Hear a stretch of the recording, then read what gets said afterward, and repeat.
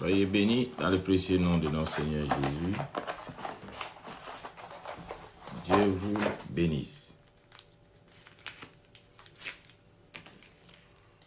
En attendant que les frères et sœurs se connectent, on va commencer aujourd'hui par la dimension de Moïse. Pour les 100 jours, le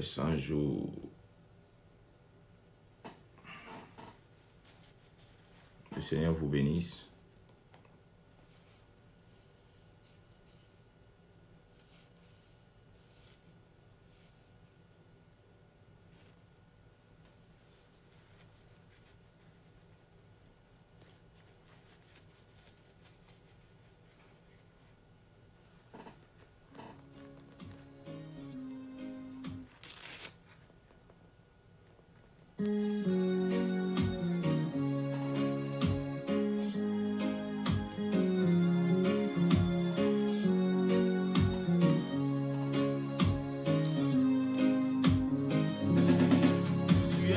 Dieu qui m'a sauvé, tu es le Dieu qui m'a sauvé, tu es le Dieu qui m'a sauvé, tu es le Dieu qui m'a sauvé, en toi j'ai mis ma... Shalom, shalom, shalom.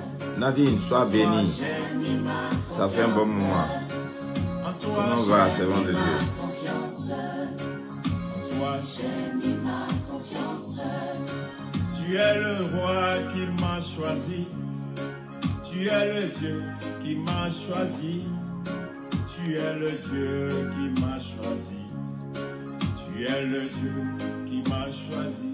Oh, en toi j'ai mis ma confiance, en toi j'ai mis ma confiance, en toi j'ai mis ma confiance, en toi j'ai mis ma confiance. Dis un mot, ma vie va changer. Dis un mot, ma vie va changer. Dis un mot, ma vie va changer. Dis un mot, ma vie va changer. Oh, soyez bénis au nom de Jésus. J'ai mis ma confiance. En toi j'ai mis ma confiance.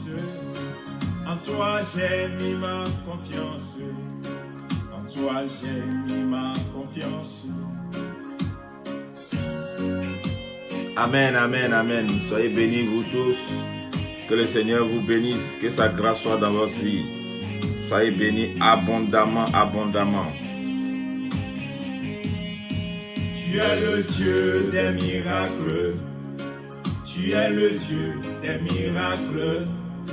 Tu es le Dieu des miracles. Tu es Le prophète libérateur dans la dimension Moïse. Jésus accomplit ta promesse. Jésus accomplit ta promesse. Jésus accomplit ta promesse. Jésus accomplit ta promesse. Jésus accomplit ta promesse. Jésus accomplit ta promesse.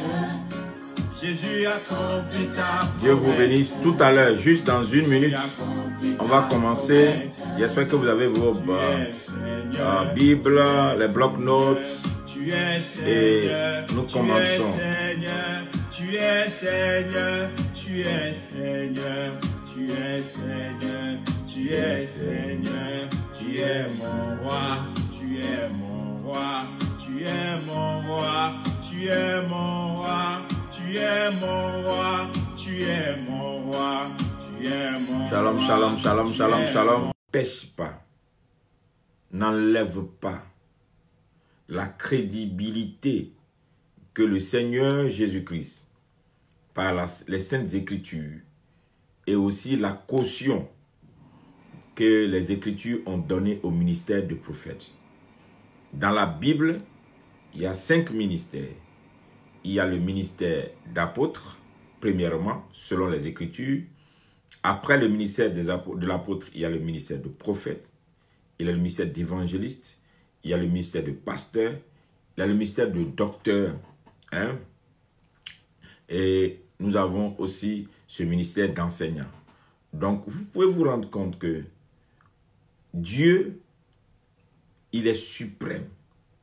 Et si le diable s'est arrangé pour donner aussi une mauvaise image au ministère de prophète, et si le diable a voulu prostituer le ministère de prophète, surtout dans ces derniers temps, ceci devait être un signe pour nous, pour comprendre qu'en réalité, le diable ne veut pas que les enfants de Dieu, ceux qui sont appelés vrais, puissent bénéficier des bienfaits de ce ministère. Du coup, en présentant ce ministère comme un ministère de bandits, un ministère de prostituées, un ministère de désordre, un ministère de cacophonie, un ministère de charlatanisme, un ministère où les gens ne sont que des vantards, c'est normal, c'est à la cause du diable, c'est à son acquis de faire en sorte que l'Église, les enfants de Dieu, rejettent ce ministère. Mais en le rejetant, quelle est la conséquence directe qui vient sur l'Église, sur la génération, sur nos nations? L'apôtre a la grâce, lui, d'établir l'Église. Mais le prophète a pour mission de donner la vision, d'alerter, de prévenir, de donner ainsi par l'Éternel. Du coup, nous nous retrouvons maintenant avec beaucoup de problèmes parce qu'on a abandonné carrément ce champ-là à ces fossoyeurs, ces faussaires, à ces bandits, à ces gens-là qu'on traite comme ça partout. On leur a donné le terrain de faire ce qu'ils veulent. Moi, j'ai dit, pour le peu que Dieu m'a donné, pendant les 100 jours, je vais essayer d'amener certains enfants de Dieu qui veulent encore appliquer la parole de Dieu dans son intégralité, à comprendre, surtout pour ce siècle qui vient, pour cette décennie 2020-2030, et ce siècle dans lequel nous rentrons, il sera difficile pour vous de fonctionner sans le prophétique. Je vous dis la vérité. Il sera très difficile, et pour l'Église, et pour les enfants de Dieu, et pour les nations, de fonctionner sans le prophétique. Vous n'avez aucune idée de quelle est la colère du diable, quelle est la colère des forces ténébreuses contre la génération, contre ce siècle dans lequel nous rentrons. La décennie 2020-2030 sera une décennie de conflits, de combats, une décennie où les ténèbres vont se lever contre la lumière. Et si nous n'avons pas la connaissance dans certains domaines, nous ne pourrons pas avancer. Je donne un exemple rapide. Il y a 20 ans, 30 ans, 50 années en arrière, il est difficile de voir des insignes, des panneaux publicitaires, des sectes pernicieuses, ou bien de ce qu'on appelle les sociétés secrètes. C'était des gens qui opéraient en nombre, dans l'ombre, et qui ne s'affichaient pas. Il est difficile de les voir. Il est difficile que vous entendez parler, il y a 50 années en arrière, que vous entendez parler des gens qui viennent s'afficher eux-mêmes pour dire que moi je suis un sataniste. C'est difficile. Il est difficile de voir des gens qui ont l'école pour dire que moi j'ai une école et puis je suis un mystique. Il est difficile d'entendre même un pasteur dire que lui il est mystique. Il est difficile d'entendre les gens porter le manteau de pasteur et faire en tout cas tout ce qu'on ne doit pas faire en tant que pasteur et dire bon, tu n'as rien à faire contre moi. Donc ce qui veut dire que nos pères qui ont prêché il y a 50 années en arrière n'avaient pas les mêmes réalités que nous aujourd'hui.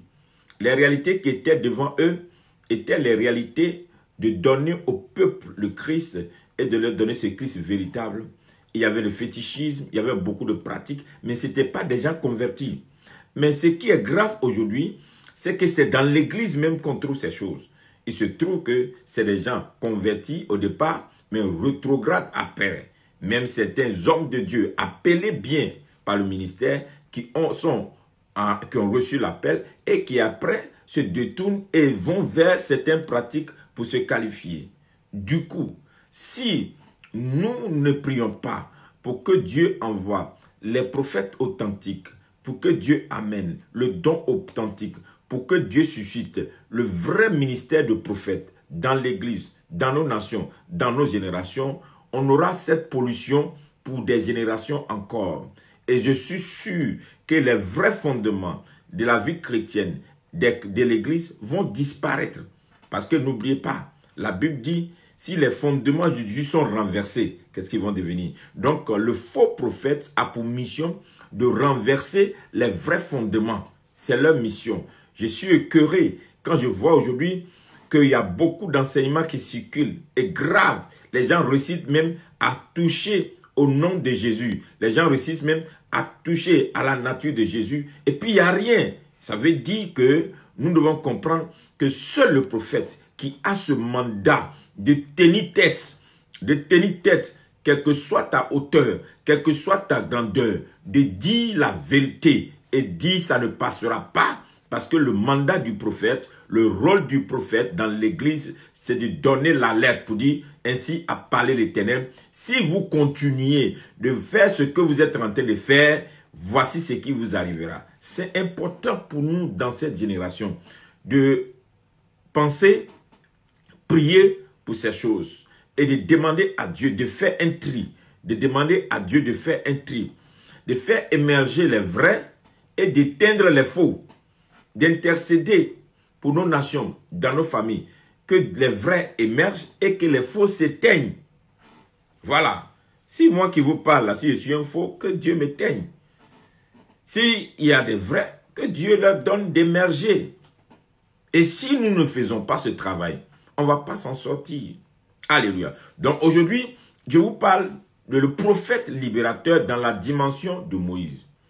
Le prophète qui aura reçu une mission divine et qui sera peut-être un libérateur, mais un libérateur dans la dimension de Moïse. Comment comprendre la dimension de Moïse?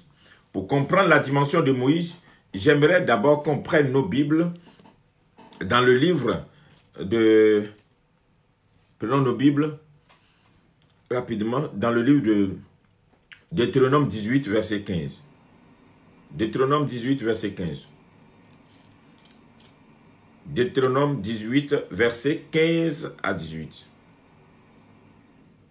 Deutéronome 18, verset 15 à 18. Deutéronome 18,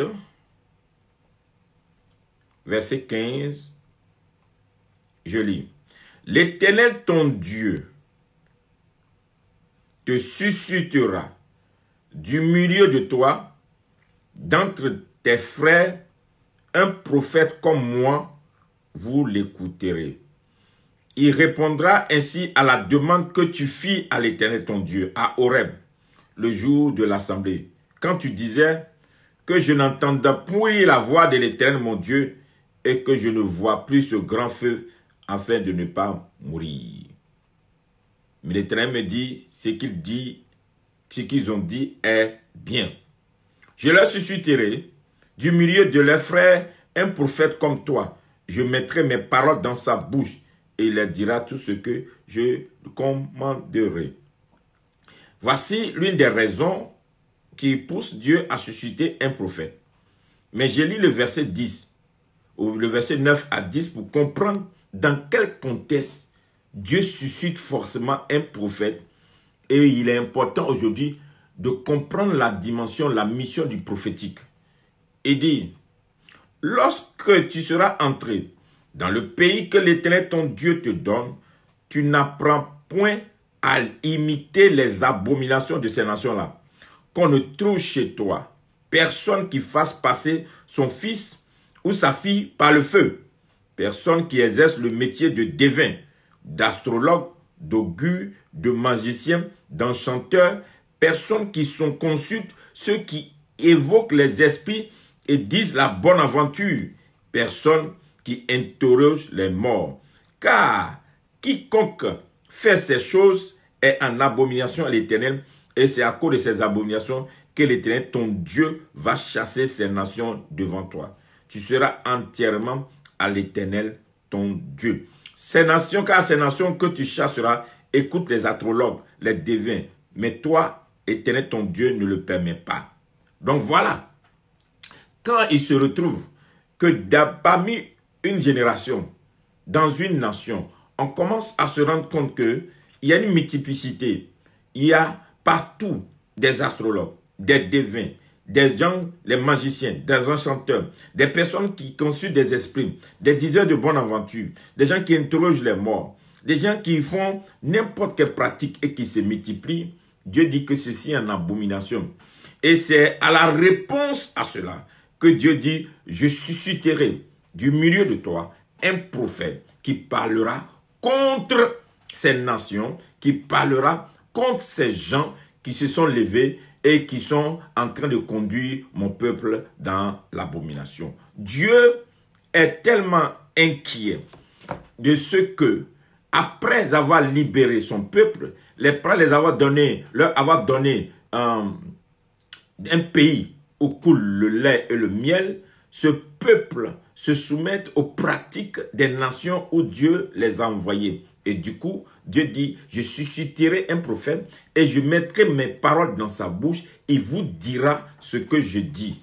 Alléluia. Donc le rôle du prophète n'est pas forcément le rôle du prophète dont je vais parler aujourd'hui, le prophète libérateur. Le prophète n'est pas venu seulement pour dire aux gens, tu vas te marier, tu vas voyager, tu auras 15 enfants, tu auras beaucoup d'argent. Dieu dit que démon d'esprit des yeux est sorti, démon de femme de nuit est sorti. Non, non, non, non.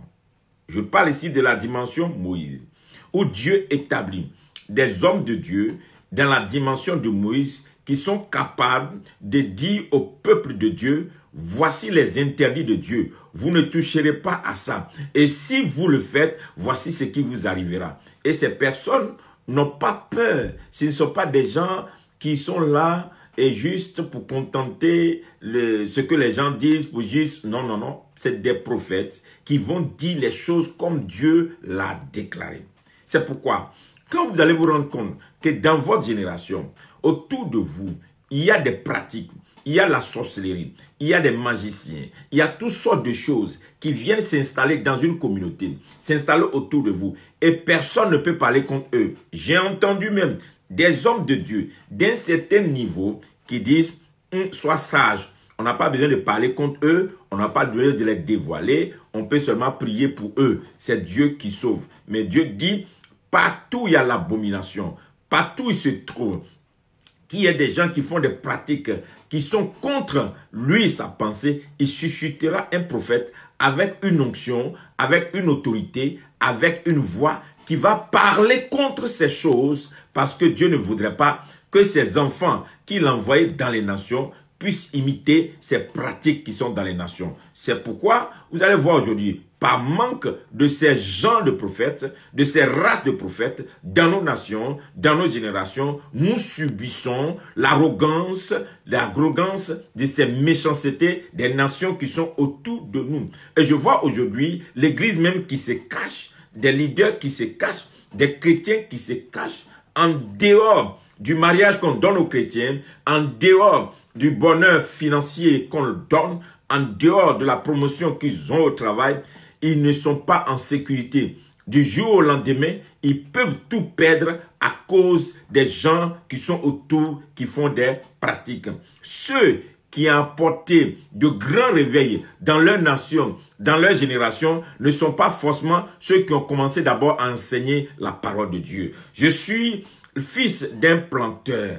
Quelle que soit la qualité de la graine que tu as pour mettre sur la terre, le premier travail qu'un planteur fait d'abord, c'est de localiser la terre. Quand il localise la bonne terre, il va faire un travail de défrichage. Il faut qu'il défriche le terrain. S'il finit, il y a d'autres même qui font des brûlures selon ce qu'il veut. Et il permet à la terre de se reposer et il va avant d'aller planter. Des fois même, il attend la pluie. Vous savez, vous ne pouvez pas installer Dieu dans une nation qui est déjà polluée. Vous ne pouvez pas installer Dieu dans une génération qui est déjà polluée. Vous ne pouvez pas installer Dieu dans une église qui a déjà renié Dieu. Si la repentance ne vient pas, s'il n'y a pas des hommes capables de dire, vous êtes contre Dieu, ce que vous êtes en train de faire, Dieu ne peut pas l'accepter. Christ ne peut pas cohabiter avec les ténèbres, c'est impossible. Donc, le prophète libérateur dans la dimension Moïse, c'est le prophète qui affronte le pharaon. Le pharaon, c'est la personne qui s'insurge, qui s'établit sur une génération, sur une nation, sur même des choses comme Dieu. Donc, cette personne a une arrogance et cette personne fait ce qu'elle veut et personne ne peut rien contre ces gens-là. Et donc, quand ces crises, ces situations arrivent, ça veut dire que Dieu a besoin d'un prophète. Dieu a besoin de quelqu'un qui va prendre, il va utiliser sa bouche pour détruire. Et quand Dieu a appelé Jérémie, Élie dit, Jérémie, toi, je t'ai appelé depuis le vent de ta mère, je t'ai équipé. Première des choses que tu vas faire, tu vas ruiner, tu vas détruire, tu vas abattre. Et puis après, tu vas planter. C'est très important de comprendre, si nous n'abattons pas les faux autels, nous n'abattons pas les fausses doctrines, nous n'abattons pas les fondements qui sont des faux fondements, si nous n'abattons pas certaines formes de faits, de pratiques, avant de s'aimer la parole, avant d'enseigner la parole, avant de libérer la parole, nous sommes en train de s'aimer sur une mauvaise terre. Nous sommes en train de s'aimer parmi les cailloux. Nous sommes en train de s'aimer dans un environnement qui est un environnement mauvais et cela ne produira aucun effet. C'est pourquoi il y a beaucoup de conférences, il y a beaucoup d'enseignements, il y a beaucoup de croisades, mais les gens ne sont pas transformés parce que la transformation du peuple vient par rapport à la terre. C'est la terre qui amène la transformation d'un peuple. Si la terre est polluée, si la terre sur la terre est établie, et une force, cette force-là va aliéner le peuple. Et vous allez voir que le peuple fonctionne d'une manière bizarre. Je suis désolé pour mes frères et sœurs, surtout mes collègues dans le ministère, qui rejettent le ministère de prophète. Vous êtes en erreur. Pourquoi? Je vais vous donner une chose rapide à comprendre. La Bible dit dans le livre de Psaume 2, pourquoi ces vaines pensées dans les nations, pourquoi les rois de la terre se liguent-ils avec les princes des airs contre l'Éternel et son oint, contre l'Éternel et son oint. Vous ne savez pas que dans l'agenda du diable, il y a des gens qui sont capables de s'organiser pour refuser ce que même Dieu veut. Il y a des gens qui sont capables de s'organiser pour détruire même le plan de Dieu, pour aller contre le plan de Dieu. Une nation, une génération, une famille, un homme peut vivre des choses que Dieu ne lui a pas promis, tout simplement parce que la personne n'a pas eu la connaissance de comprendre qu'il y a des combats qui peuvent s'élever contre toi à cause de ce que Dieu t'a donné. Donc, quand Dieu dit que les princes des airs se liguent, les princes des airs se liguent, les princes des airs se liguent avec les rois de la terre. Quand on parle des rois de la terre, à ce niveau-là, quand on parle des rois de la terre, ne jouez pas. Ce n'est pas vos histoires de trucs. Les rois de la terre, c'est une entité. On ne parle pas de président, on ne parle pas de ministre. Non, les rois de la terre, c'est une entité. On ne peut pas traiter avec les rois de la terre si on n'a pas les principes prophétiques. Parler à la terre, travailler la terre, commander à la terre. Quand vous lisez dans votre Bible, vous n'avez jamais vu quelqu'un qui a dit terre, terre, écoute. Si tu n'as pas ces instructions, le peuple que tu veux enseigner, ils vont venir s'asseoir, tu vas les enseigner 1000 fois. Ils sont aliénés. C'est comme tu ne comprends pas ce qu'il arrive parce que la terre où ils sont assis là, cette terre a été travaillée. Il y a les rois de la terre. Quand les gens font les libations, vous savez où ça va? Quand les gens font des sacrifices et qu'ils versent le sang sur la terre, vous savez où ça va? La terre est polluée. Donc le prophète a pour mission de dépolluer. C'est lui qui a le mandat de Dieu. Dieu lui donne d'avoir un discernement pour savoir comment libérer le peuple de Dieu. Donc, vous pouvez refuser le prophète. Vous pouvez dire non, on s'en fout. C'est l'enseignement. Je crois à l'enseignement parce que je pratique l'enseignement. C'est très bon l'enseignement. Mais, ne partez pas avec le prophète, vous allez avoir des problèmes. Regardez, quand les enfants des prophètes, eux aussi, devaient élargir leur tente, ils s'étaient assis et ils regardaient, ils ont dit, bon, on va élargir notre tente. Et du coup, ils se sont dit, où nous partons, nous avons besoin de partir avec le prophète, parce que sans le prophète, on ne peut pas partir. On ne sait pas ce qui nous attend. Mais la Bible dit que quand ils sont arrivés et qu'ils ont commencé à couper les arbres, leur hache est tombée dans l'eau, dans la profondeur de l'eau. Pourtant, ça ne leur appartenait pas. Qu'est-ce qu'ils allaient faire? Ils ont dit au prophète, la hache est tombée, et la Bible dit que le prophète a mis un bois sur l'eau qui a remonté le fer. C'est lui seul qui va comprendre comment il s'est arrangé, mais ce qui est sûr, il a mis le bois sur l'eau, ceci a remonté le fer. Pourquoi? Écoutez, Église, si vous refusez de partir avec le prophète, allez-y, au beau milieu de tout ce que vous allez faire, vous allez avoir des situations où seule l'intervention, seule la voix du prophète, seul le ministère du prophète peut vous sortir de là, peut vous amener quelque chose. C'est pourquoi, pour notre génération, tous les grands pasteurs, tous les grands leaders, commencez à intercéder, à ouvrir vos bras pour ceux qui sont vrais, pour ceux que Dieu a appelés, pour ceux qui ont le vrai mandat de prophète. Ne continuez plus à enseigner contre les prophètes. Prêchez contre les gens qui font des pratiques, mais priez pour que Dieu suscite des vrais prophètes contre des faux prophètes. Priez pour que Dieu suscite des prophètes qui sont des gens équipés ainsi par l'Éternel, qui peuvent donner la direction, qui peuvent amener le peuple de Dieu à vivre dans certaines choses. On va maintenant vous dire, Dieu dit, je susciterai pour vous un prophète. Il a dit, il va susciter. Quand il va voir ces désordres, Dieu dit, je vais susciter un prophète. Et il va avoir ce rôle. Donc, quelle est la dimension de Moïse? Premièrement, Moïse est né quand? Moïse est né dans une période trouble. L'appel de Moïse est venu comment? Moïse est né dans une période trouble, où le peuple, le roi Pharaon, a pris une décision de tuer tous les enfants garçons. Vous m'exprimez ainsi pour que tout le monde comprenne. Tous les enfants garçons seront tués parce qu'ils sont venus des Juifs, parce que Pharaon avait peur. Et Pharaon dit, attention, si nous continuons de laisser ce peuple se multiplier, nous serons en danger. Parce qu'ils deviendront plus puissants que nous.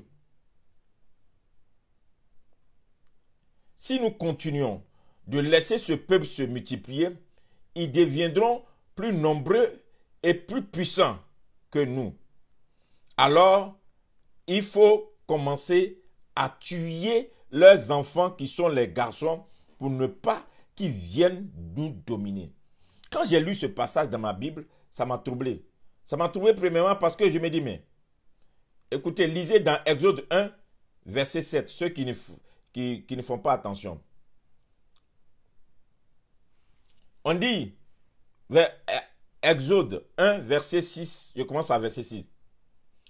Joseph mourut, ainsi que tous ses frères et toutes ces générations-là.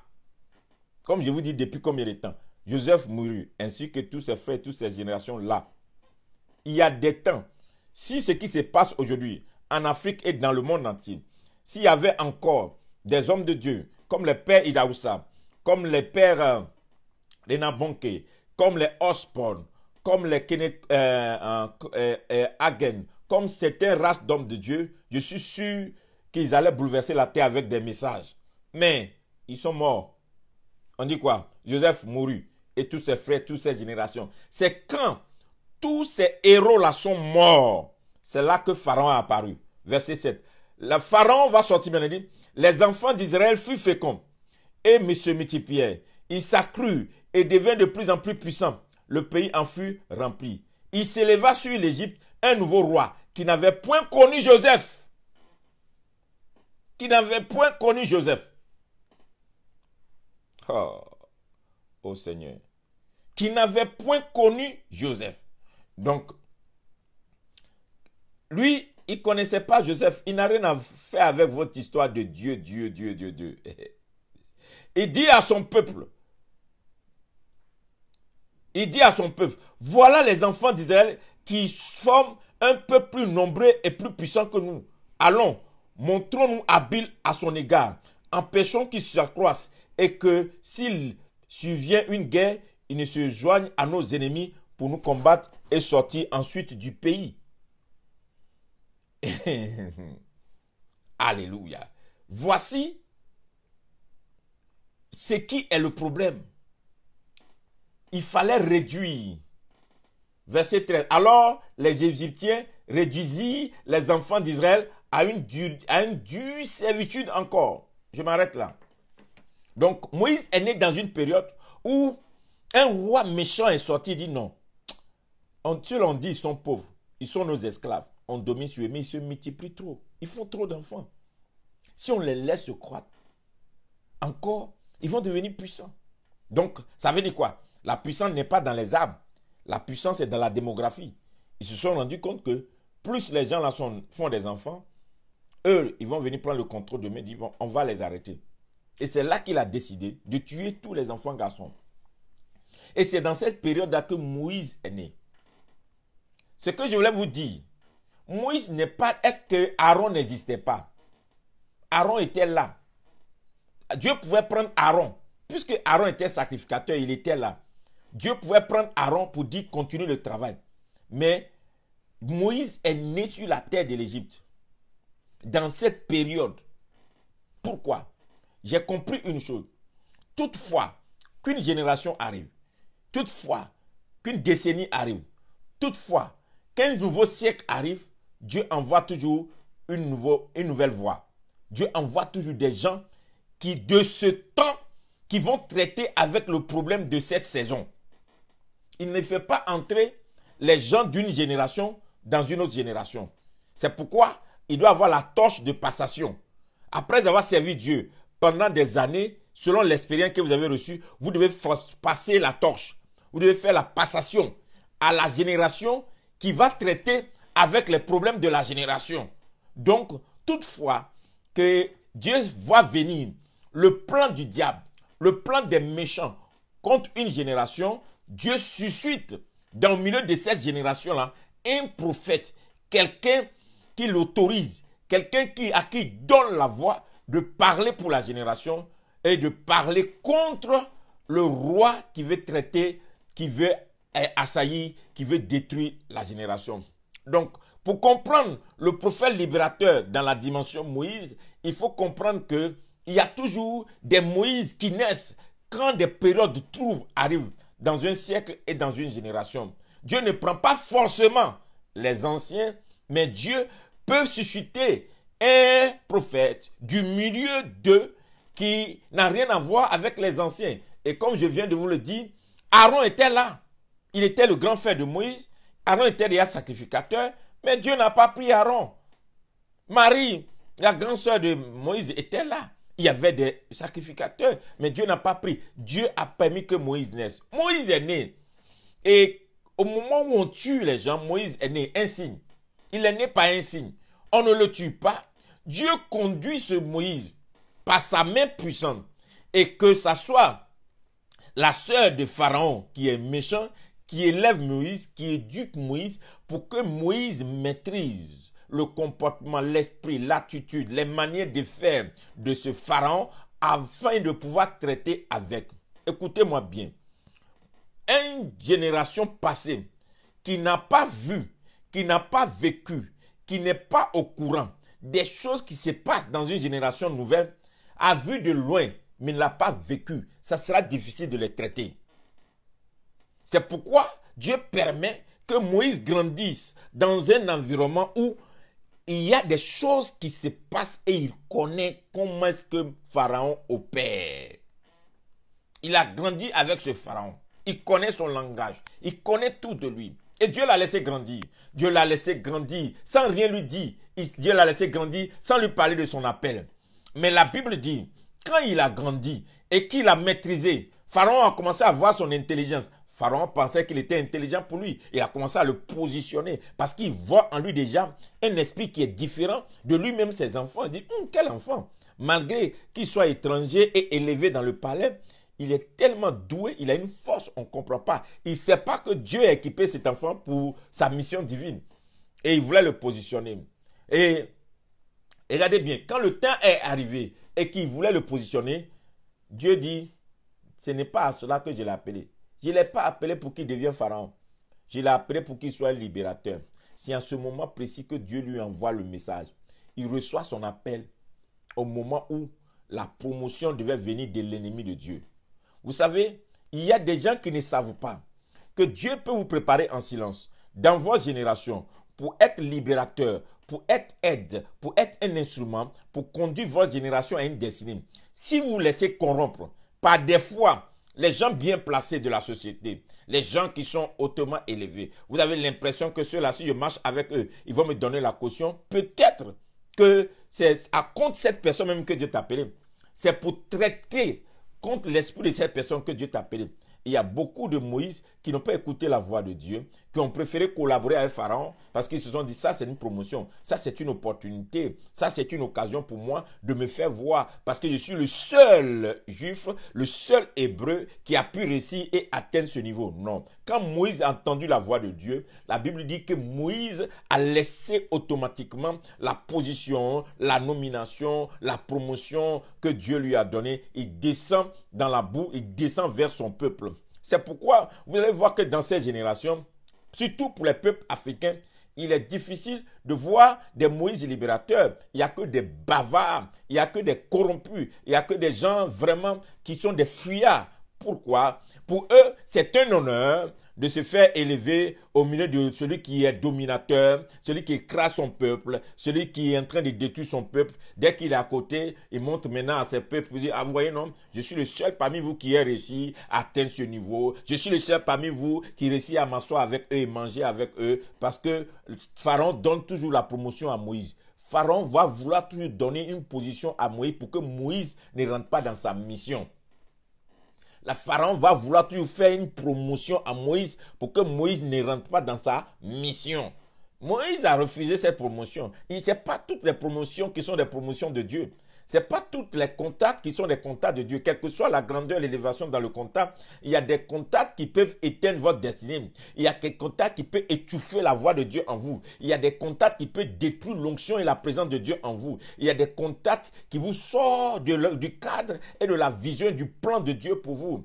Et alors, Moïse a accepté l'appel. À quel moment il a accepté l'appel? Au temps où la promotion était à sa porte, dit, je préfère la promotion de Dieu que la promotion des hommes. Pour trouver les Moïse de ces siècles, de ces générations, c'est de voir des gens qui sont capables de percevoir la voix de Dieu. Des gens qui sont capables de savoir que ça, voici ce qui bat dans mon cœur. Voici ce pourquoi Dieu m'a appelé. Et Moïse ne va pas aimer l'injustice qui était faite au peuple d'Israël. Est-ce qu'il ne voyait pas ça avant? Ça fait des années que Moïse avait Pharaon. Donc Moïse a toujours vu Dieu. Il a toujours vu Pharaon écraser le peuple de Dieu. Il a toujours vu Pharaon maltraiter les enfants de Dieu. Mais il n'avait jamais réagi. Jusqu'à ce que le temps arrive et que Dieu ait parlé à son cœur. C'est à ce moment-là que Moïse maintenant se rend compte qu'il y a de l'injustice. Vous voyez? Le Moïse peut être au milieu de vous et il ne voit pas l'injustice. Il ne voit rien. Jusqu'à ce que le temps de Dieu arrive et que Dieu parle à son cœur et qu'il célèbre du non, ça c'est de l'injustice. Ça ne va pas continuer comme ça. Et il commence. Alors, la bonne manière de discerner son appel, une très bonne manière de discerner son appel quand Dieu t'appelle, c'est quand tu vois une cause. Et cette cause-là, tu trouves en elle une injustice. Et tu essaies, mais tu cherches quelqu'un. Souvent, c'est toi qui vois cette injustice-là que Dieu veut envoyer pour régler ça. Souvent, les grands signes d'un appel, c'est qu'il y a quelque chose qui se passe si tu n'aimes pas ça. C'est pas juste, c'est injuste, c'est pas normal. Cette cause-là, à force de vouloir défendre ça, tu vas te rendre compte que c'est ton appel. Je prends un exemple. Vous êtes dans une église et puis les gens vivent dans le péché et chacun fait ce qu'il veut. Le pasteur s'en fout et puis toi, tu sais, c'est pas normal. On ne doit pas vivre dans le péché, servir Dieu. À force de parler, tu vas te rendre compte plus tard. Tu auras un mandat prêcher contre le péché. Vous allez voir, des fois, tu as une cause. Il y a des gens qui sont là et il y a des malades qui viennent. On prêche, personne ne guérit. Puis tu es là, mais c'est pas normal. Qui est ce Dieu où les gens viennent, ils sont malades, ils retournent chez eux. Tu es frustré.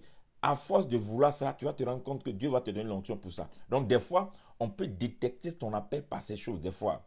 Donc, d'abord, il abandonne tout. Celui qui a été Moïse, qui peut avoir la dimension de Moïse, c'est quelqu'un qui abandonne tout. Qui abandonne tout pour la mission. Moïse a tout abandonné pour la mission. les libérateurs, c'est des gens qui abandonnent tout pour la mission divine. Ils abandonnent tout. Ils n'ont plus d'intérêt. Leur personne, tout, ils ont abandonné. Moïse a abandonné tout. Troisième chose, c'est que Moïse met sa vie en danger pour le salut du grand nombre. Pour voir quelqu'un qui peut opérer dans cet appel, c'est quelqu'un qui met sa vie en danger pour le grand nombre. De quelqu'un qui est prêt à se sacrifier pour qu'un grand nombre soit sauvé. Un grand nombre soit sauvé.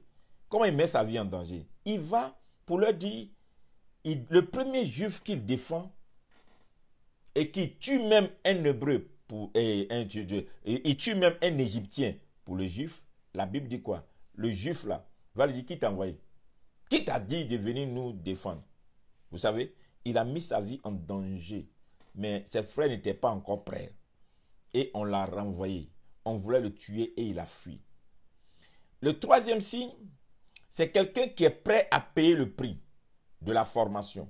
Celui qui est prêt à payer le prix. C'est-à-dire, si quelqu'un est appelé pour une grande mission, et devenir peut-être un libérateur dans la dimension de Moïse, peu importe le temps, le sacrifice que la personne va faire pour apprendre, se former, pour venir atteindre sa mission divine. Non, Moïse a fui, il s'est retrouvé dans le désert. Moïse ne s'est pas lamenté pour dire, moi qui étais au palais, moi qui étais tant, il n'a pas regretté. Il n'a pas regretté le palais. Il n'a pas regretté même le comportement de ses frères qui l'ont renié, qui sont attaqués à lui. Non, il n'a pas regretté. Il voulait juste comprendre. Donc, il s'est retrouvé dans le désert avec un formateur, Jéthro. Il a fait 40 ans. Est-ce que dans notre génération, on peut trouver quelqu'un qui est patient, qui veut apprendre pour pouvoir accomplir sa mission? Il a fait 40 ans chez Jéthro. Ce n'est pas toujours facile de dormir chez le beau-père. 40 ans. Et c'est là que Dieu s'est révélé à Moïse. Et Dieu va se révéler à lui dans le buisson Adam. Quand Moïse va retourner, il retourne maintenant avec Dieu. Il va retourner maintenant avec l'onction. Il retourne avec le mandat. Il est important, quand tu veux accomplir une mission et que tu sens de l'injustice, et puis tu sais que ça, je peux le faire, et puis Dieu dit, je t'envoie. La première des choses à faire, c'est de chercher vers qui je vais aller, qui va me montrer ce que Dieu veut faire avec moi. Il y a toujours un formateur. Il y a toujours quelqu'un qui va te montrer le chemin. Frères et sœurs, ne soyez pas imbus de votre personne pour dire que c'est le Saint-Esprit qui m'a parlé. Non. Quand Dieu appelle un grand libérateur, il y a toujours un guide. Il y a toujours un formateur. Il y a toujours quelqu'un que Dieu a mis quelque part en réserve pour lui montrer le chemin. C'est pareil. Ça a toujours été comme ça. Jésus a eu Jean-Baptiste. Écoute-moi bien, Paul a eu Ananias. Lisez bien votre Bible. Toujours, tu trouveras quelqu'un qui va te montrer le chemin. Donc, quand tu reçois un grand appel, commence à prier. Qui est la personne qui va me guider? Qui est la personne qui va me former? Sois patient. Quel que soit ce qui bout dans ton cœur, et quel que soit ce que tu sais, les bruits de ce que tu entends, comme ce qui tu as subi le méchant à ton peuple, patiente et apprends. Parce que celui que tu veux aller affronter là, ce n'est pas un jeu. Donc maîtrise. Je vois aujourd'hui beaucoup de pasteurs qui prient au nom de Jésus. Il y a des prières que vous faites. Ce n'est pas maintenant qu'il faut faire ça. Hein? Ce n'est pas parce que maintenant il y a épidémie partout là. Ce n'est pas maintenant. Ce n'est pas quand il y a la guerre qu'il faut apprendre à tirer pistolet. Il faut s'entraîner avant. Il faut savoir. C'est pourquoi le prophète est important. Il faut savoir ce qui va arriver dans les années à venir. Moi par exemple, il y a plus de 3 ans. Plus de 3 ans que dans mon assemblée, mes enfants, je les ai préparés. Mon sang en met en Christ. Depuis, je mets dans leur tête comment il faut faire tel genre parce qu'il va avoir un temps va venir là. Je ne sais pas qu'est-ce qui va se passer, mais préparez-vous. Parce que priez comme ça, priez comme ça, priez comme ça. Actuellement là, ils sont préparés. Il faut être alerté. Dieu ne fait rien sans avoir révélé le secret à ses serviteurs, les prophètes. Donc, voyez, important, il faut te faire former. Il faut être patient. Il y a plusieurs manières de se faire former aujourd'hui. Il y a la formation discrète que tu peux avoir ou la formation physique que tu peux avoir. Dieu peut te donner l'opportunité soit de rencontrer physiquement ton formateur et qui est là, qui te forme, ou bien le formateur, tu ne le rencontres pas physiquement. Avec aujourd'hui, tout ce que nous avons comme les réseaux sociaux, on peut se faire former à distance, en ligne. Et même d'une manière indirecte, en suivant les traces de quelqu'un, écoutant. Et puis bon, tu t'es fait former. Pour voir qui sont ces personnes qui ont pu travailler pour apporter de l'impact et sauver leur génération, leur peuple de quelque chose. Autre chose importante, il a payé le prix, il s'est fait former pendant 40 ans. 40 ans de formation et il a fait 40 ans dans le désert. Et s'il avait fait 20 ans de formation? Non. Donc, cinquième chose importante, il affronte toujours, Moïse affronte toujours le gourou du peuple. Moïse avait le mandat d'affronter Pharaon. On n'a pas dit de prier contre Pharaon, affronter Pharaon. Donc, le Moïse libérateur, ce n'est pas quelqu'un qui est assis dans son salon, respecter les autorités, honorer les autorités. Il faut affronter Pharaon. C'est là que le vrai problème commence. Bon, Moïse doit affronter Pharaon. Comment Moïse va affronter Pharaon? Pharaon qui lui a fait du bien? Est-ce que c'est facile d'affronter ton bienfaiteur? Quelqu'un qui t'a élevé? Oui, c'est ton bienfaiteur. Il t'a fait du bien. Mais il se trouve que c'est l'ennemi de Dieu. Il ne veut pas écouter la voix de Dieu. Il ne veut pas obéir à Dieu. Écoutez-moi bien. Il faut obéir à Dieu ou bien il faut obéir aux hommes. Quiconque est contre la volonté de Dieu, est contre l'avancement des choses de Dieu, est contre l'avancement de l'œuvre de Dieu, est contre l'avancement de ces choses qui concernent Dieu, cette personne devient ennemie de Dieu. Quel que soit le bien que la personne t'a fait, cette personne devient ennemie de Dieu. Donc, Moïse a pour mission d'affronter son bienfaiteur. Malgré le bien qu'il lui a fait, Dieu dit, tu vas maintenant affronter Pharaon. Frère, si vous refusez d'affronter les problèmes de votre vie, vous n'allez jamais les régler, vous allez les déplacer. Vous allez les déplacer.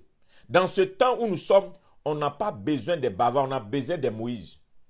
Des gens qui vont dire, ça ne passera pas. Vous allez laisser passer le peuple de Dieu. Vous allez laisser passer le peuple de Dieu.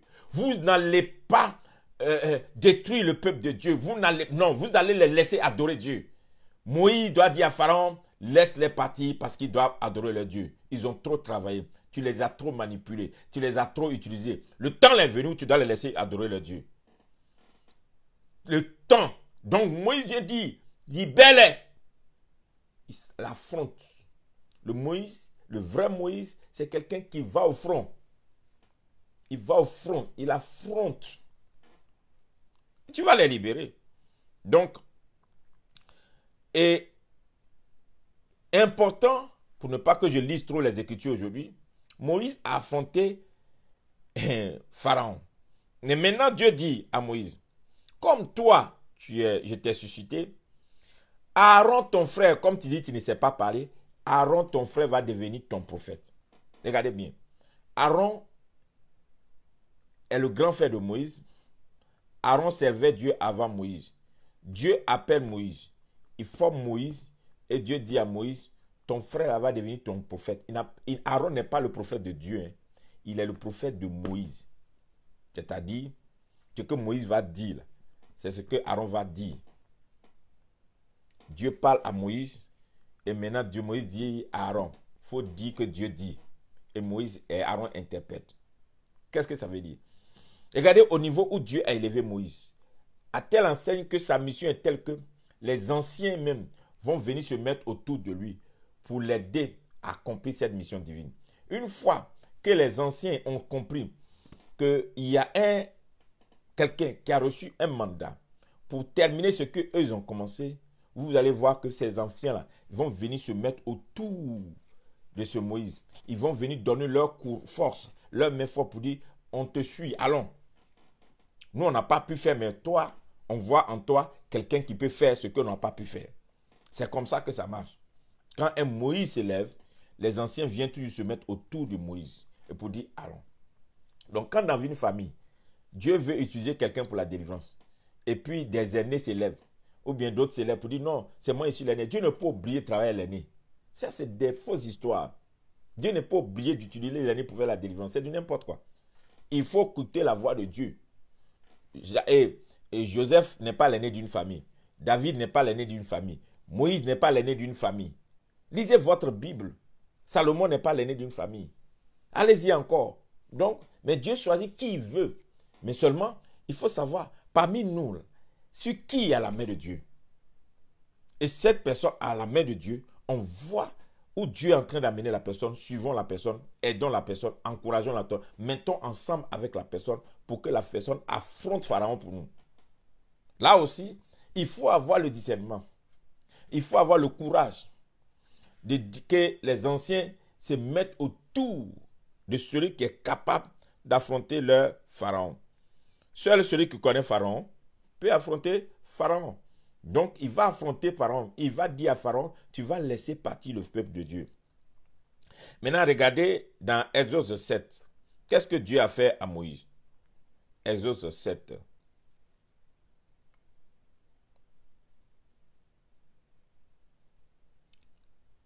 Exode 7, verset 1.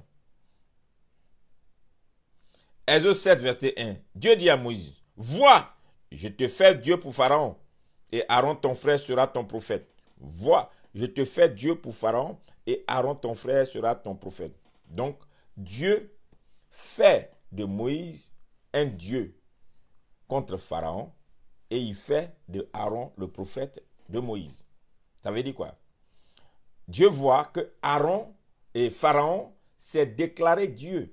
Pharaon dit qu'il est Dieu, et le peuple adore Pharaon. Donc, c'est un Dieu.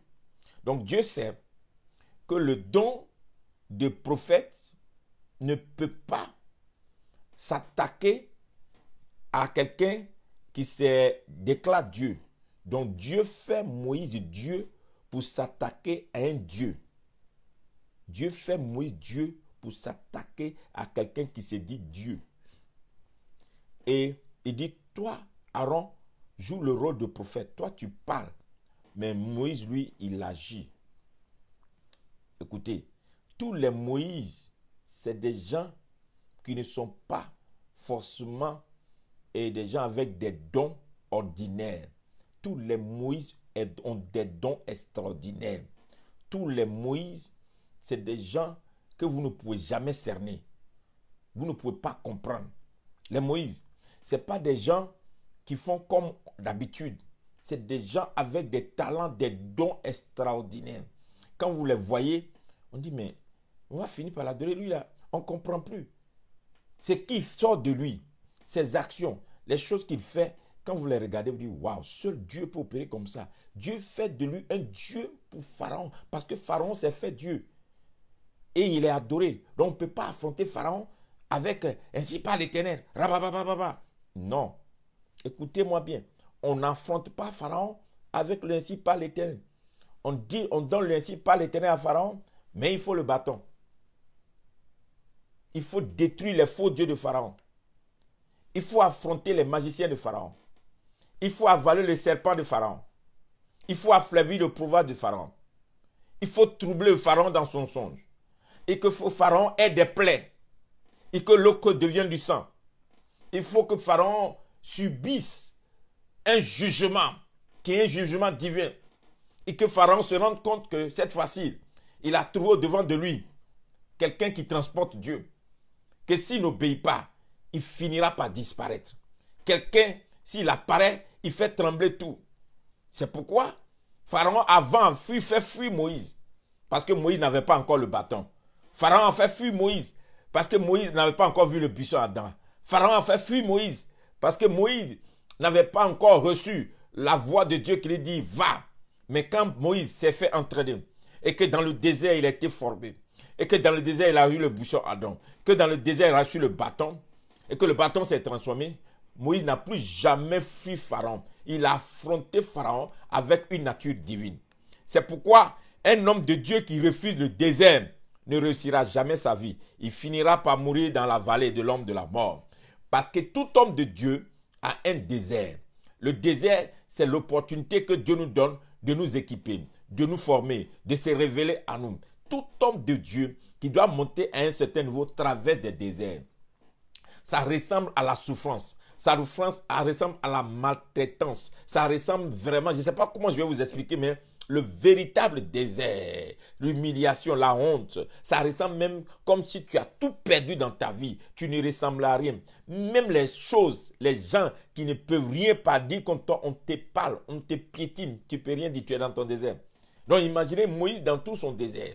40 ans, ce n'est pas 1 an, ce n'est pas 6 mois, ce n'est pas 2 ans. 40 ans, Moïse était obligé d'attraper le seau pour accompagner sa femme pour donner de l'eau à boire aux moutons.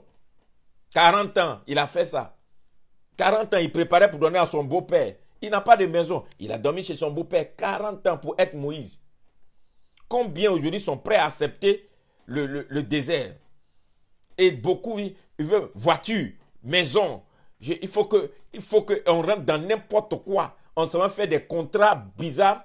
Les gens se font des alliances pour avoir l'argent, pour bâtir, pour montrer aux gens que Dieu les a utilisés. Non, ce n'est pas parce qu'en 5 ans, 10 ans, 15 ans, tu as eu 100 églises que Dieu, tu es Moïse. Non, c'est le temps que tu aurais fait dans le désert pour recevoir de Dieu, pour être habité par la nature divine, pour venir affronter Pharaon dans la ville. C'est ça que nous on veut. Sinon, nous on connaît des gens qui n'ont même pas Dieu, qui ont des choses plus que ça, qui ont des maisons, qui ont des voitures, qui ont de l'argent, qui voyagent chaque semaine, qui sont partout, on connaît ça. Ça ne nous intéresse pas. On veut un libérateur. On veut quelqu'un qui va venir s'attaquer à Pharaon.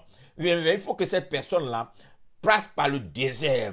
Que ce soit une personne que Dieu a mis dans le feu. La Bible dit, tant que tu es comme de l'or, tant que Dieu ne t'a pas mis dans le feu pour que tu sois épuré, tu ne peux pas briller. Donc le vrai Moïse, c'est des gens qui ont traversé avec Dieu. Hein. C'est des gens qui ont traversé le désert. C'est des gens qui ont connu le désert. Des gens qui ont entendu la voix de Dieu, pas dans l'abondance. Tu dors dans une maison climatisée, tu roules une voiture climatisée, tout est climatisé, tu dis Dieu te parle. Dieu ne te parle pas quand tu es dans une maison climatisée. C'est dans la chaleur, c'est dans le désert qu'on entend la voix de Dieu. Élie était là, il s'est levé, il a affronté les faux dieux, mais quand il s'est retrouvé dans le désert, il y a eu toutes sortes de bruits. Dieu dit, je ne suis pas dedans. Dieu dit, je ne suis pas dedans. Un doux murmure, c'est là qu'il a entendu Dieu, parce qu'il n'y avait personne. Le désert, c'est l'isolement. Le désert, Dieu t'isole. Le désert, Dieu te met en dehors des gens. On ne te comprend pas, on ne te voit plus. Tu disparais pour réapparaître. Les Moïse, c'est des gens qui acceptent d'être équipés pour venir contre Pharaon. Quand tu vois une injustice dans ta vie, dans ta famille, dans toutes ces choses, il faut dire, je dois chercher cette onction-là, je dois chercher cette grâce, je dois chercher ce feu, je dois chercher ça parce que ça doit s'arrêter. Hein? Il ne faut pas faire des courts-circuits. Hein? Il ne faut pas passer par des, je ne sais pas, juste des raccourcis, juste pour pouvoir faire des démonstrations, pour prouver aux gens que Dieu t'a béni aussi. Non. Non, non. Il faut accepter de payer le prix. Le désert, c'est le grand lieu des formateurs. C'est là que Dieu forme tout. Écoutez-moi bien. Regardez dans toutes vos dimensions. Les grands hommes de Dieu dans la Bible. Moïse, le désert. Regardez bien. Et Jésus, le désert. Jean-Baptiste, le désert. Élie, le désert. Regardez-les. À la montagne de la transfiguration, Jésus, Moïse, Élie se sont présentés. Jean-Baptiste, le plus grand prophète qui n'aura plus jamais sur la terre. Jean-Baptiste, le désert. Le désert n'est pas un lieu de souffrance. Le désert, c'est le lieu de formation. Le désert, c'est le lieu où on s'entraîne. Un homme spirituel, une personne qui veut gagner demain, c'est la personne qui accepte de perdre aujourd'hui. Une personne qui veut aller loin demain, c'est une personne qui accepte de se faire oublier aujourd'hui. C'est une personne qui accepte qu'on ne parle pas de toi, ça ne fait rien. On ne te connaît pas, ça ne fait rien. On ne dit pas, on ne te cite pas parmi ceux qui sont en train de devenir puissants, ça ne fait rien. On ne dit pas que tu as eu aussi beaucoup d'argent, ça ne fait rien. Personne ne voit ta grosse voiture, ça ne fait rien. Tu n'arrives pas aussi à faire des grands causes où il y a 100 000 personnes, ça ne fait rien. Le président ne te connaît pas, ça ne fait rien. La terre entière ne te connaît pas, ça ne fait rien. Mais tu es dans le désert, tu es en train de te préparer. Tu payes le prix, tu apprends à écouter la voix de Dieu. Tu apprends à sentir Dieu. Tu apprends à connaître les signes de Dieu. Tu apprends à recevoir dans le buisson Adam. Tu apprends à avoir la visitation divine. Tu sais que celui qui t'attend en ville n'est pas n'importe qui. C'est Pharaon qui t'attend en ville. Tu ne t'attaques pas à un militaire. Tu ne t'attaques pas à un soldat de Pharaon. Tu vas t'attaquer à Pharaon. Donc prépare-toi avant de t'attaquer à Pharaon. On ne s'attaque pas à Pharaon avec des petits dons spirituels. On ne t'attaque pas à Pharaon avec des paroles de connaissance. On ne s'attaque pas à Pharaon avec des dons de guérison, des miracles. On ne s'attaque pas à Pharaon avec ces histoires. Les magiciens font tout ça là. C'est pourquoi quand Moïse s'est retrouvé devant le Pharaon et qu'il a déposé son bâton est devenu serpent. Les magiciens ont sorti leur bâton, ils ont déposé. Ça a eu plusieurs serpents. Ça veut dire qu'eux aussi font ça. Les magiciens font tout ça là. Pharaon a tout cela. Tu ne vas pas les intimider avec tes miracles, tes témoignages, tes prophéties. Et Dieu m'a utilisé. Je suis en train de faire ça. J'ai bâti ça. J'ai conçu ça. Ça ne prouve pas que Dieu habite en toi. Ça ne prouve pas que Dieu habite en toi. On connaît des magiciens qui ont conçu des maisons de 100 milliards. Ça ne prouve pas qu'ils ont Dieu. Mais il faut que le désert, c'est le désert qui t'équipe. C'est le désert qui te forme. Plus ton désert dure, plus l'onction se cumule en toi. Plus ton désert dure, plus Dieu te prépare. Plus Dieu t'entraîne. Plus Dieu est en train de te faire quelque chose de grand avec toi. C'est selon le nombre d'années d'exploit dans ta vie que Dieu te donne aussi les années de désert. Oui, Moïse a fait 40 années dans le désert et il a fait 40 années de marche avec le peuple d'Israël pour les amener jusqu'à Canaan. Quand Dieu sait ce qu'il a mis devant toi, il te forme par rapport à cela. Ceux qui sont pressés, qui ne sont pas patients, qui ne sont pas courageux, on ne devient pas prophète par audace. On est de prophète par le courage. Le vrai prophète, qui est un prophète libérateur, dans la dimension de Moïse, qui va achever l'œuvre de Dieu, que Dieu a appelé Josué. Josué, qui devait achever l'œuvre de Moïse. Dieu dit à Josué, n'était-ce pas dit, prends courage, fortifie-toi et prends courage. Fortifie-toi et prends courage. Ça veut dire quoi? Un vrai homme de Dieu qui doit libérer le peuple de Dieu, Dieu lui dit, fortifie-toi, prends courage. Le courage, le courage, le courage. Ça ne va pas être facile, mais il faut être courageux. Il faut être courageux. Il faut être persévérant. Il faut croire en ce que Dieu t'a dit. C'est pourquoi tout homme de Dieu qui doit libérer un peuple, qui est des gens flequés, hein, ça c'est ivoirien, des gens qui sont prêts à tout, qui sont dans du n'importe quoi. Tu te mélanges à tout. Tu ne peux pas aller loin. Il faut apprendre, parce que tu as quelqu'un de fort devant toi. C'est pourquoi je suis désolé de le dire souvent, quand j'observe certaines personnes, écoute-moi, toi qui m'écoutes là, des fois tu vas à l'église, tu es fatigué même, tu es fâché de l'église. Parce que des fois, je te dis, mais c'est pas ce que je veux, c'est pas ce que je ressens, c'est pas ce que je pense. Parce que tu sais en toi que tu as un appel dans le prophétique.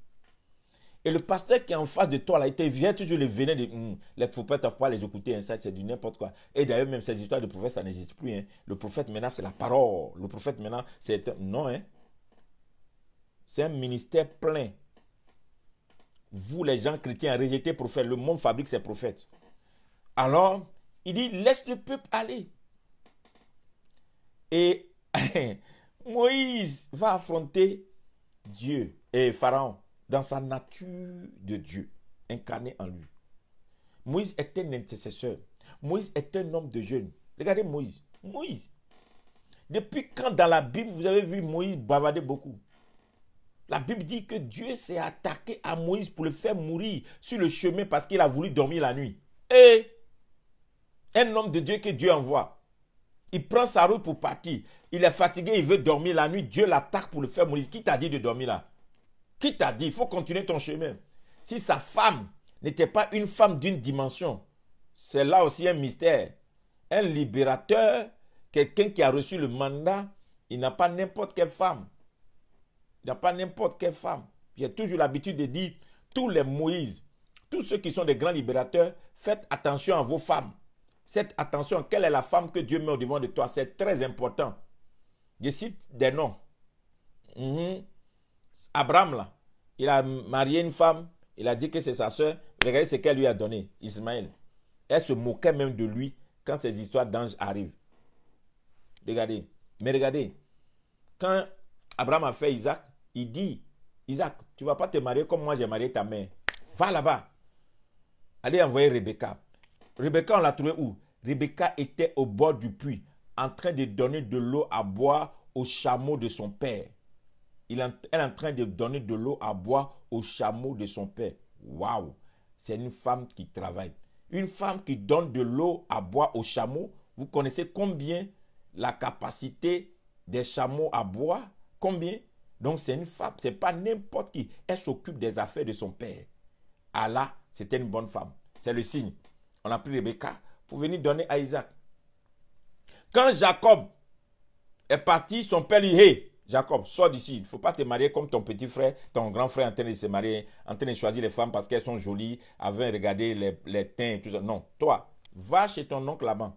Arrange-toi pour te marier là-bas. Le sang qui est là-bas, là, c'est un bon sang. Quand Jacob arrive, Jacob trouve qui? Rachel au bord du puits, en train de donner de l'eau à boire aux brebis de son père. Jacob a trouvé Rachel qui donnait de l'eau à boire aux brebis de son père. Vous voyez? Moïse, quand Moïse a rencontré sa femme, Déborah, ou bien Séphora plutôt, quand Moïse a rencontré Séphora, Séphora était au bord du puits, en train de donner de l'eau à boire aux brebis de son père quand il a rencontré sa femme. C'est là que Dieu, et on voulait attaquer la femme, il a défendu la femme et c'est devenu sa femme. Regardez les femmes de ces leaders. Et l'attention que vous allez faire, c'est que vous n'allez jamais voir Rebecca venir lutter une place avec Moïse.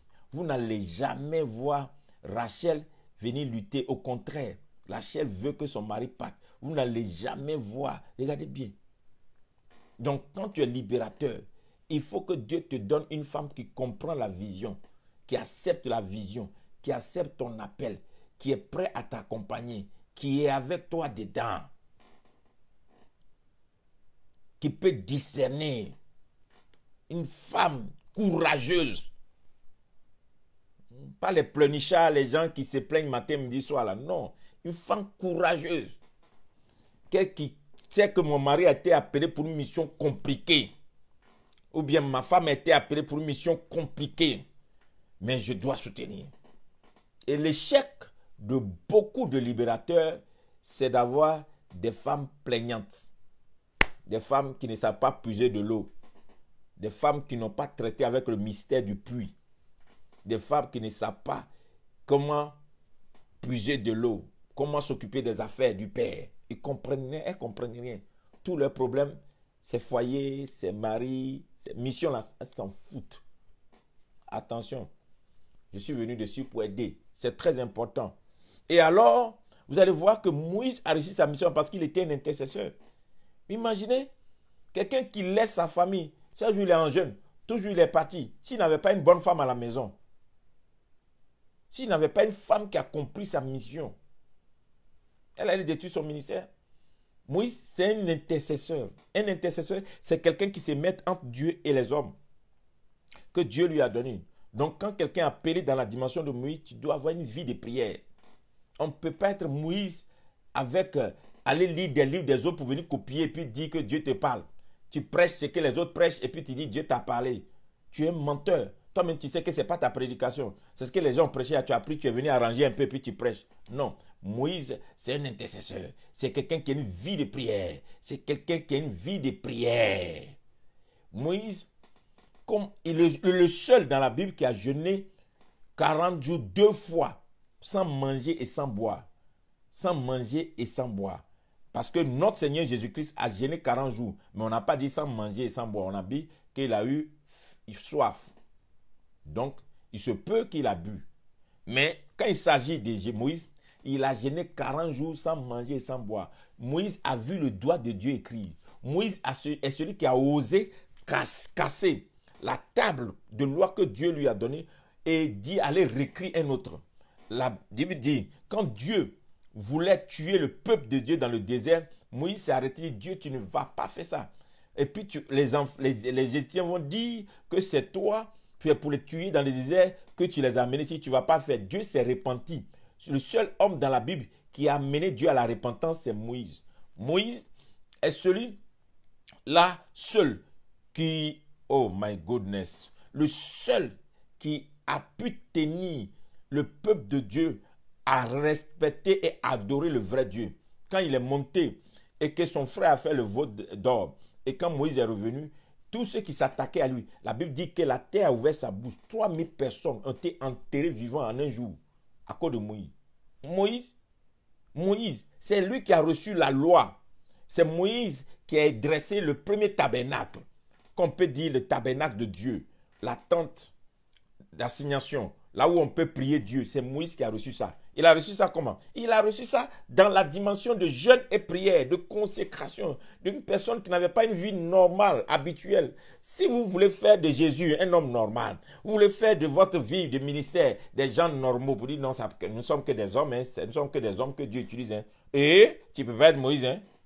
Tu ne peux pas être Moïse. Hein. Moïse, c'est quelqu'un qui s'est débarrassé de tout ce qui est gloire humaine, qui s'est débarrassé de tout ce qui est aisance, de tout ce qui est... le monde peut regarder pour dire que c'est quelqu'un de bien. Non. Moïse est rentré entièrement, pleinement dans son ministère. Il a donné toute sa vie pour son ministère. Moïse est quelqu'un qui était en plein dedans. C'est pourquoi, quand Dieu s'est fâché contre Sarah, il dit Sarah, Aaron et sa sœur, Dieu leur a dit, vous, votre histoire de prophète, je me révèle à vous par des songes. Mais, quant à ce qui concerne Moïse, je lui passe bouche à bouche. Moïse, c'est mon ami. On se passe, on se cause. Donc, Moïse parle avec Dieu bouche à bouche. Moïse est le seul homme de Dieu qui a vu le dos de Dieu. Moïse, c'est lui seul qui a dit à Dieu, j'ai vu ta grâce, mais je veux voir ta gloire. Et Dieu est passé, il a vu son dos. Non seulement il a vu le doigt, ça ne lui a pas suffi, il a exigé voir le dos et Dieu s'est présenté, il a vu le dos de Dieu. Hey! Alléluia! Quand les gens disent que Moïse, il n'a pas fini son ministère, faites très attention, les gens qui prêchent des choses, faites très attention. Faites très attention. Lisez bien votre Bible. Moïse a fini son ministère. Il a fait 40 ans de formation.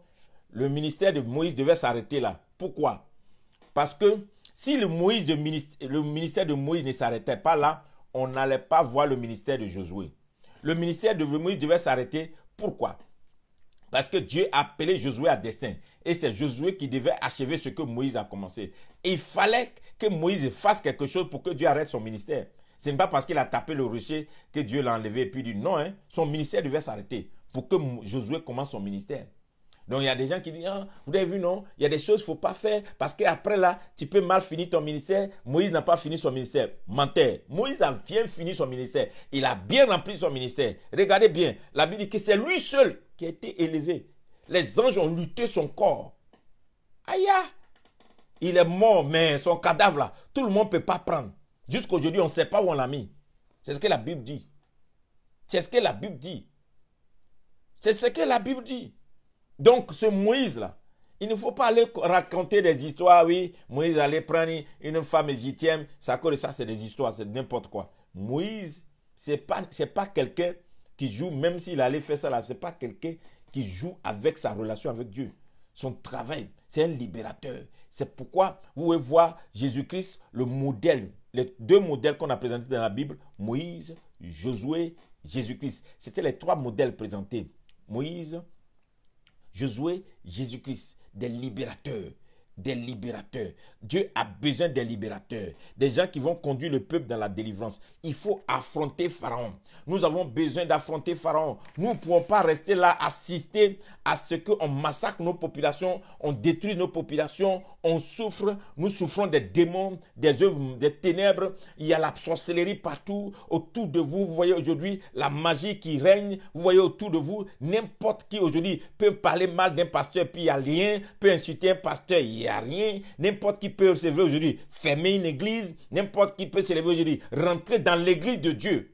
Des militaires, des gens qui rentrent dans l'église de Dieu pour faire des bêtises. Et puis il n'y a rien. On ne crée même plus la maison de Dieu. Des gens même qui attrapent un pasteur, puis on le botte, et puis il n'y a rien. On dit que non, je suis un homme de Dieu, on s'en fout. Et puis on fait de toi ce que tu veux. On a besoin des Moïse qui vont amener la crainte de Dieu. Des Moïse qui vont dire, on ne touche pas à un oin. Ne touchez pas à mes oins. dit l'Éternel. Ne touchez pas à l'église de Dieu. Ne touchez pas au message de Dieu. Ne touchez pas à ceux que Dieu a envoyés. Ne touchez pas aux envoyés de Dieu. Seul le Moïse peut réussir cette mission. Seul le Moïse peut amener le mandat de sécuriser les futurs télé, les futurs radios, les futurs évangélistes, les futurs docteurs, ceux qui vont faire des croisades. Bientôt, s'il n'y a pas de Moïse dans votre génération, vous n'aurez plus des stades, des salles pour faire des croisades. Si vous n'avez pas de Moïse dans votre génération, on ne vous permettra pas d'avoir des télés privées, d'avoir des radios privées. Si vous n'avez pas de Moïse dans votre génération, vous allez voir qu'on va vous enfermer dans vos maisons. Vous ne pourrez pas faire la volonté de Dieu. Quiconque s'élève pour être un obstacle à l'adoration doit s'affronter à un Moïse. Un Moïse dans sa génération qui est obstacle à l'avancement de l'œuvre de Dieu doit s'affronter au Moïse de sa génération. Dieu cherche un Moïse. Peut-être que tu es le Moïse. Tu es la personne que Dieu est en train de préparer depuis combien d'années pour atteindre ces choses, pour arriver là. Ne permets pas à ce que le nom de Dieu soit vilipendé, le nom de Jésus-Christ ne soit pas craint ni respecté. Ne permets pas à ce que des gens comme des impies peuvent se tenir devant le nom de Dieu et dire, nous on va faire ça et puis on va voir, il n'y a rien. Tous ceux qui l'ont essayé ont goûté à la nature de ce Dieu. Quand la Bible dit, quand ils ont pris Shadrach, Meshach et Abednego, qui avaient la nature de Moïse, comme des libérateurs du peuple, nous sommes venus en esclavage, mais nous ne sommes pas esclaves dans notre tête. Nous transportons un Dieu qui est libre et puissant. Et quand on les a jetés dans le feu, le roi est venu regarder, le feu ne les a pas brûlés. Ceux qui ont essayé de les jeter dans le feu, eux-mêmes se sont brûlés. Quand ils sont sortis du feu, le roi dit non, j'ai jamais vu un Dieu pareil. C'est leur Dieu qui va être désormais notre Dieu. Quand ils ont pris Daniel, qui avait la nature de libérateur, qui était dans la dimension de Moïse, Daniel a dit, je vais continuer d'adorer mon Dieu pendant les 3 jours. Vous ne pouvez pas m'empêcher d'adorer mon Dieu. Non, vous ne pouvez pas, vous ne pouvez pas, vous ne pouvez pas. Il a continué d'adorer. Quand ils l'ont pris pour le jeter dans la fosse aux lions, Daniel était là et les lions jouaient avec lui. Quand le roi est venu voir que Daniel n'a pas été mangé par les lions, il dit, Daniel, depuis que je suis roi, j'ai entendu des choses, mais jamais j'ai vu un Dieu pareil. Désormais, c'est le Dieu de Daniel qui sera le Dieu de tout le royaume. Je voulais te dire une chose, ta nature, ton appel, maintenant, c'est que Dieu t'équipe comme Moïse, libérateur des peuples opprimés, libérateur des gens qui sont sous domination, des gens qui ne peuvent pas parler parce que Dieu t'a envoyé. Écoute-moi bien, ne sois pas un peureux. Dieu t'a appelé. Si tu écoutes ce message et que tu es sûr que Dieu t'a appelé, sache une chose, Moïse, c'est un message. Moïse, c'est une vision. Moïse, c'est un peuple. Moïse, c'est un mandat. Tu as reçu un mandat, tu as reçu une vision, tu as un peuple, tu as un message. N'aie pas peur. Ce que Dieu t'a dit, il faut le dire tel que Dieu l'a dit. Ce que Dieu veut faire avec toi, il s'occupera du reste. Écoute-moi bien, avant toi, il y a eu des libérateurs, des gens qui ont travaillé, des gens qui se sont levés. Et au nom de Jésus, on fait des exploits. On traçait des sillons, on laissait les peuples passer, on permis à ce que, aujourd'hui, toi, tu atteins ce niveau. Ne te tais pas, ne t'enferme pas, ne te laisse pas. Moïse, un prophète libérateur, pas un prophète qui remplit sa poche, pas un prophète qui construit son royaume, pas un prophète qui veut être le plus riche de la terre, pas un prophète commerçant, pas un prophète qui a des entreprises partout pour montrer qu'il est riche, mais un prophète qui a le message de Dieu, un prophète qui a l'oracle de Dieu, un prophète qui a le ainsi par l'Éternel, un prophète qui dit, vous n'allez plus vous asseoir sur mon peuple, vous laisserez passer le peuple de Dieu, le ainsi par l'Éternel régnera, la voix de l'Éternel va retentir encore, vous n'allez pas fermer la bouche au oint de Dieu, vous ne toucherez pas à un oint de Dieu, vous ne toucherez pas à la maison de Dieu, vous ne toucherez pas au peuple de Dieu. Dieu a besoin de toi, Dieu a besoin des hommes, peut-être des femmes comme toi. Dieu a besoin de toi pour faire de toi un libérateur. Dieu veut t'envoyer, Dieu veut t'équiper, Dieu veut t'utiliser. Dieu a besoin de toi, Dieu Seigneur a besoin de toi. Dans cette génération, nous avons besoin des prophètes. Dans cette génération, nous avons besoin des gens qui ont la dimension de Moïse. On a besoin des gens qui vont se lever au nom de l'Éternel, qui vont éteindre les flammes, qui vont éteindre les méchancetés, l'arrogance du diable, qui vont arrêter ce vent méchant, qui vont arrêter ces œuvres de destruction massive, qui vont dire, Pharaon, tu ne vas pas atteindre tes projets. Pharaon, tu ne vas pas atteindre tes objectifs. Ce que tu as dans ta tête, c'est bien que tu l'aies pensé, tu as mis de l'argent, tu l'as organisé, mais ça n'arrivera pas parce que nous transportons Dieu. Tu vas laisser passer le peuple de Dieu. Je voulais dire à quelqu'un maintenant, dans ta famille, le sorcier de ta famille a trop vécu. La Bible dit, tu ne laisseras point vivre la sorcière ni la magicienne. Tu sais une chose, quand tu as la dimension de Moïse, quiconque veut détruire les autres va goûter à la présence de Dieu. Oui, tu es là actuellement, dans ton quartier, dans ta famille, dans ta région. Il y a des gens comme ça qui insultent Dieu matin, midi et soir. Il y a des gens qui sont assis sur la bénédiction des autres. Il y a des gens qui détruisent la vie des autres. Ils rendent les gens stériles. Ils détruisent les gens, les jeunes qui meurent à n'importe quel âge. Autour de toi, des gens sont nommés ministres. Au moment d'aider la population, on les tue. Plein de choses qui se passent autour de toi. Tu as Jésus, tu as l'onction, tu as le mandat et tu es assis tranquillement. Et puis tu te dis, non, l'essentiel, je dois faire tout pour moi, ma famille et ma maison. Mais Dieu dit, je t'ai appelé. Je t'ai appelé pour que tu sois un libérateur. Je t'ai appelé pour que tu te donnes pour la multitude. Je t'ai appelé pour que par toi, ta famille soit sauvée, ta maison soit sauvée, ta génération soit sauvée, ta nation soit sauvée. Dieu veut t'utiliser. Pharaon, comment vaincre Pharaon? On ne peut pas vaincre Pharaon sans l'affronter. Il faut affronter Pharaon. Et on ne peut pas affronter Pharaon si Dieu ne s'incarne pas en nous. Si Dieu ne nous habite pas d'une autre manière que les autres qu'on a vus. Écoutez-moi bien, nous sommes fatigués de ces dons que nous avons dans l'église aujourd'hui. On a des paroles de connaissance, c'est bon. On a des guérisons, c'est bon. On a des délivrances, c'est bon. On a des enseignements, c'est bon. On a quoi, c'est bon. Mais maintenant, on veut écouter les Moïse, des gens qui viennent et qui envoient des jugements sur les méchants, qui font trembler toute une nation, qui font trembler toute une génération. Leur voix fait trembler tout un temps. Et on dit, quand celui-là parle, c'est dangereux. Écoutez-moi bien, dans la Bible dit,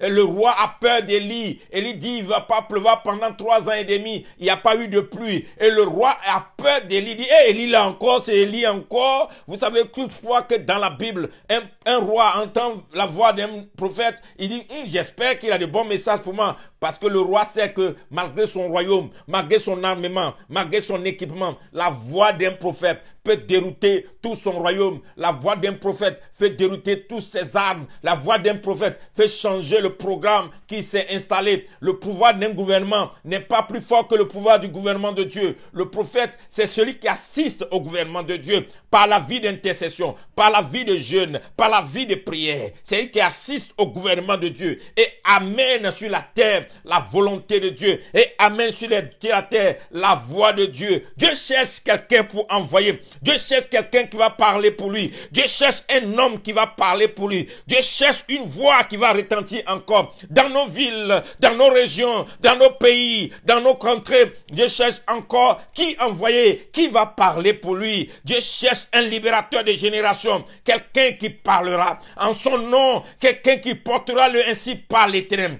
L'oracle de l'Éternel doit retentir. Dieu ne restera pas assis. Dieu ne se taira plus. Dieu veut parler. Dieu veut parler à son temps. Il veut parler aux hommes. Il veut parler à la nature. Dieu veut démontrer qu'il est Dieu, mais il a besoin d'une bouche. Dieu a besoin d'une bouche. Dieu a besoin de Moïse. Dieu a besoin de quelqu'un qui peut parler pour lui. Dieu a besoin de quelqu'un qui transporte l'oracle de l'Éternel. Dieu a besoin de quelqu'un qui n'est pas à la recherche des vaines gloires de ce monde et de cette terre. Dieu a besoin de quelqu'un qui transporte la nature divine. Quelqu'un que sa personne peut présenter. On sent que Dieu est là. Dieu a besoin de quelqu'un qui n'est pas un bavard, mais de quelqu'un qui démontre la main puissante de Dieu. Quelqu'un qui arrive quelque part, qui est capable d'ouvrir la main rouge et le peuple de Dieu va passer. Quelqu'un qui est capable, en soulevant son bâton de commandement, de voir la lèpre venir sur le peuple de Dieu. Quelqu'un qui est là, le peuple qui est méchant. Quelqu'un qui est là et quand il arrive quelque part et dit,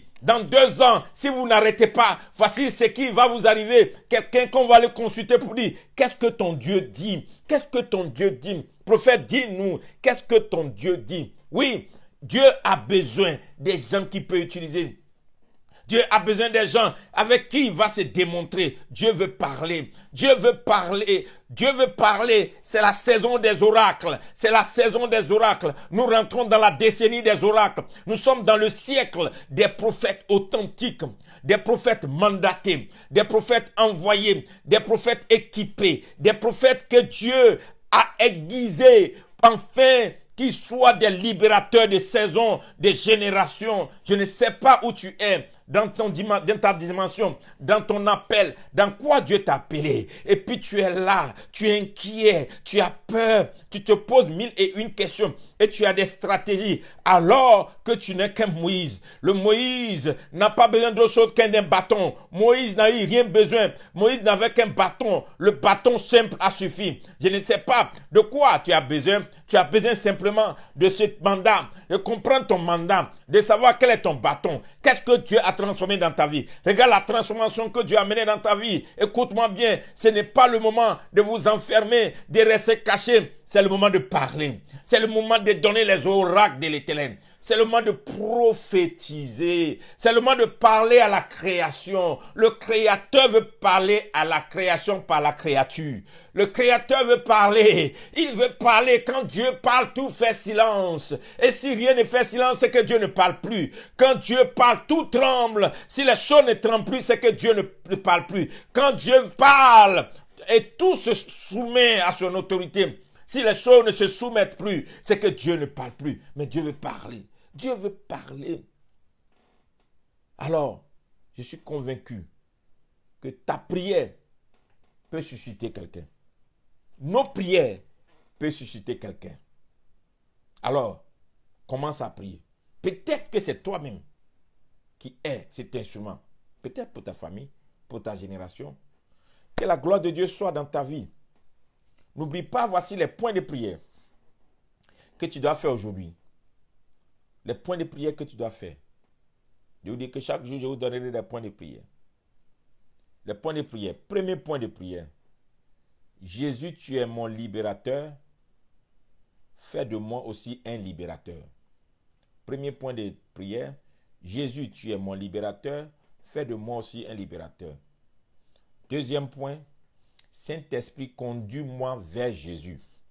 Saint-Esprit, conduis-moi vers Jésus. Deuxième point. Troisième point. Jésus, fais de moi un vase d'honneur. Troisième point. Jésus, fais de moi un vase d'honneur. Quatrième point. Saint-Esprit, change mon nom. Change mon nom. Quatrième point. Saint-Esprit, change mon nom. Le cinquième point. Utilise-moi pour ma génération. Utilise-moi pour ma génération. Utilise-moi pour ma génération. Le sixième point.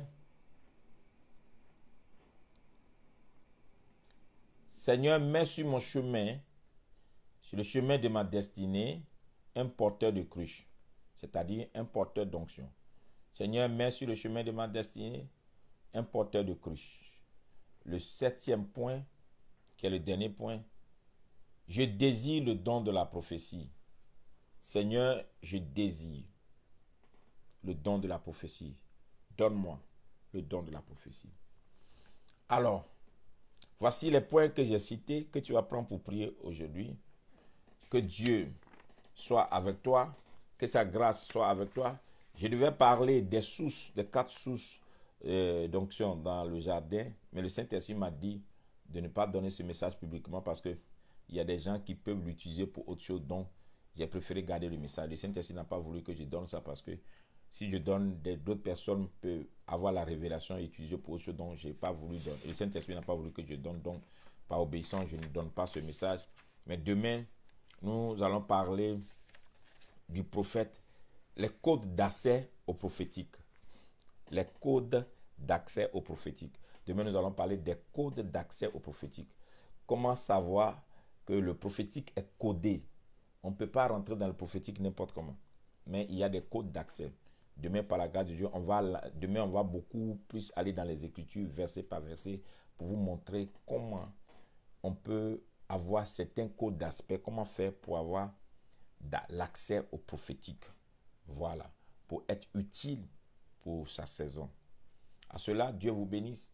N'oubliez pas, c'est l'accélération divine 2020-2030.